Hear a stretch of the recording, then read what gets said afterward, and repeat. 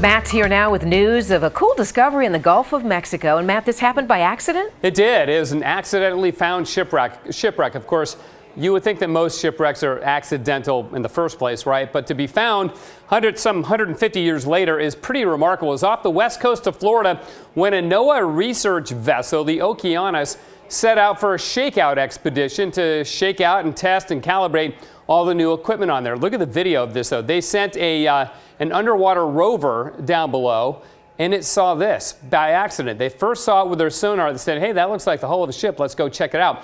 And the experts, and so what they did is they got a bunch of shipwreck experts online to watch the live video feed. People from all around the country were experts in this thing, and they were helping to direct the rover, basically an underwater drone, to where it should go. So it measures like 134 feet long. There are some numbers marking it there.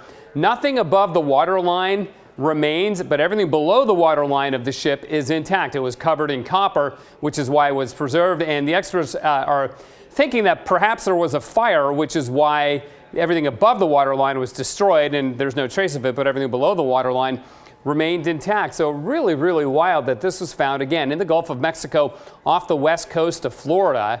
And they just were out there testing some new equipment. It was called an engineering dive, one of 3 that were scheduled for that rover.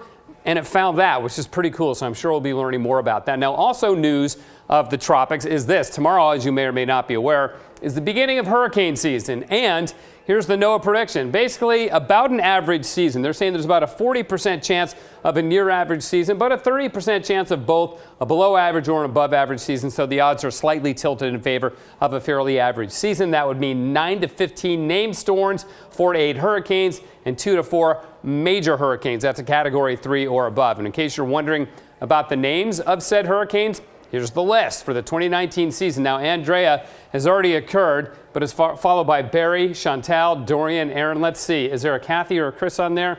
No Kathys, No, Chris, or goodness. Matts. I'm not seeing any names in our newsroom here. Well, no. There's no Imelda. There's no Pablo, Olga, Tanya, Van, or Wendy. So we'll just have to go with that. Also, in case you're wondering about the Eastern Pacific hurricane season, 70% chance of an above average season for both the Central Pacific, which includes Hawaii, and the Eastern Pacific off the coast of Mexico. So if you have plans to go to the Mexican West Coast anytime in the next several months, just be aware of that. It's probably going to be an active season, guys. Back And to you. you don't need to make that list to know. Many people have dealt with the storm called Marshall, right? I mean, we know On it, a daily right? basis. Yeah, thank you. My family calls it the wrath of calf. Yeah.